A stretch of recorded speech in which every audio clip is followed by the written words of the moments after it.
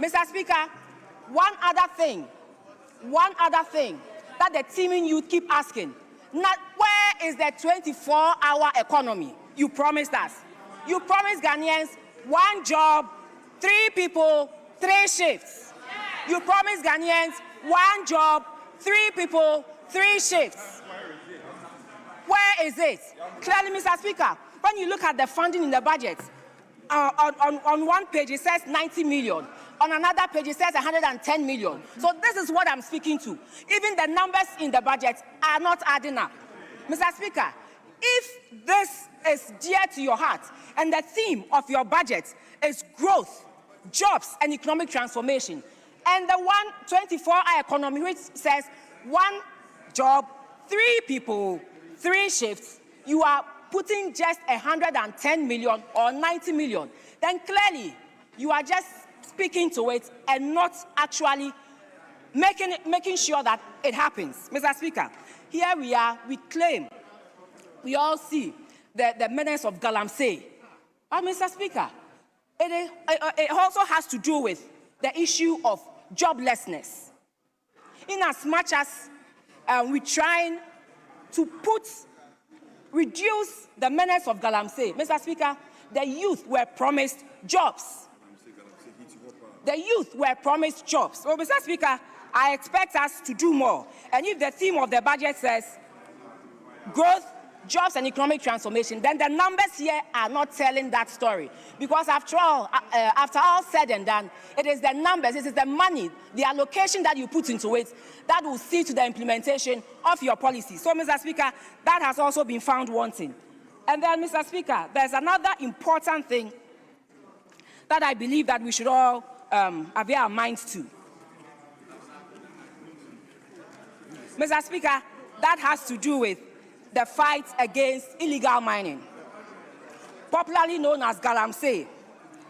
Mr. Speaker, in the same budget, paragraph 1009, the minister said that the devastation caused by illegal mining has gone far beyond economics. It threatens our survival. That is what the minister said. It threatens our survival. So, Mr. Speaker, if something threatens your survival, what are you supposed to do? You are supposed to fight it to make sure you survive.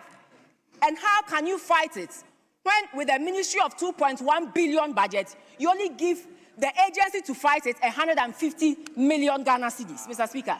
150 million Ghana cedis out of the 2.1 billion budget given to the Ministry of Lands and Forestry. Mr. Speaker,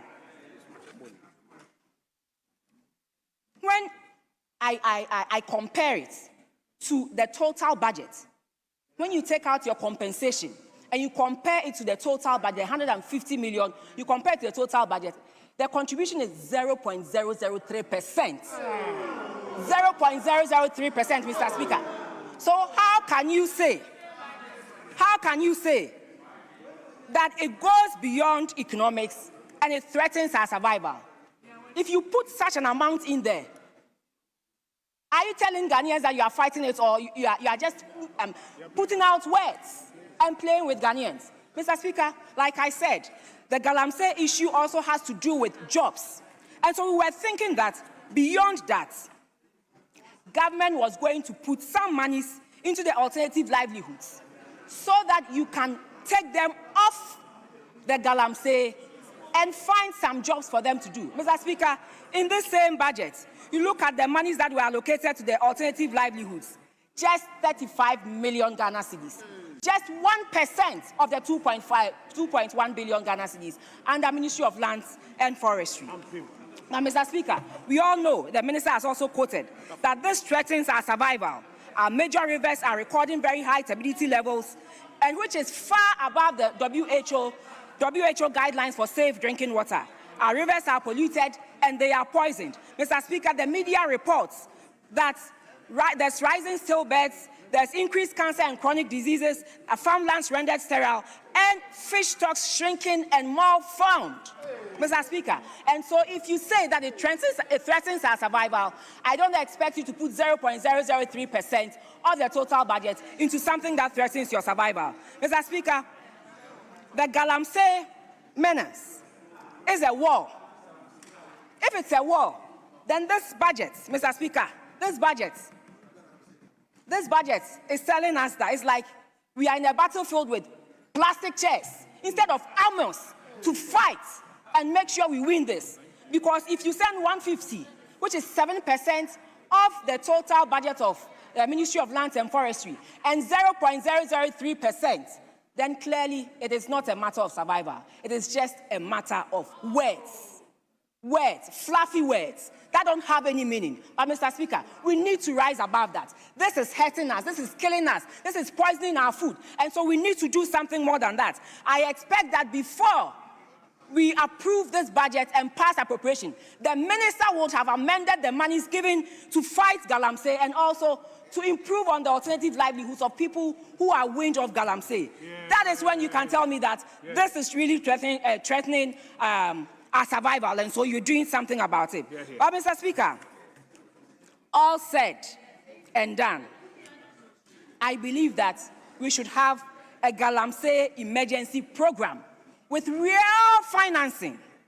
Because even Mr. Speaker, let me quote one thing that President Mahama said on the 3rd of October 2025.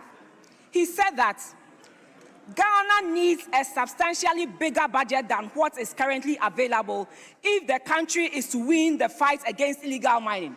This was on 3rd of October. The budget was taken to cabinet. President Mahama got the opportunity to view the budget, and he knew how much was going to be used to fight Galamsey. Because of what he said, that we need a substantially bigger budget, I was expecting that he advises the minister to put in more than he has put in the budget for Galamsey. So, Mr. Speaker, I am asking, I'm proposing, and I believe that it is the wish, it is the heart desire of our citizens out there that we come up with a Galamsey emergency program with real financing, so that, Mr. Speaker, we will be able to address this menace. It is killing us, it is hurting us, and that will come back to hurt the economy. It will move beyond economic to us our survival. So, Mr. Speaker, I would ask of you that the House will agree with me that it is something we should do. But all said and done, one last thing I want to put on record is that, Mr. Speaker, I am happy with the value for money office that they want, the minister wants to set. But I want to advise him. PPA is already doing that. PPA has that mandate. So why set up another office, incur more costs? The whole idea is very good. Mr. Speaker, that whole idea of value for money office is very, very good. But, Mr. Speaker, there is already an office set up for this. Transformation does not mean new offices. Transformation also means building their capacity, giving them what they ought to be given so that they can fight some of these things. I understand the minister. Honourable Member, conclude. Thank you very much, Mr. Speaker. Mr. Speaker.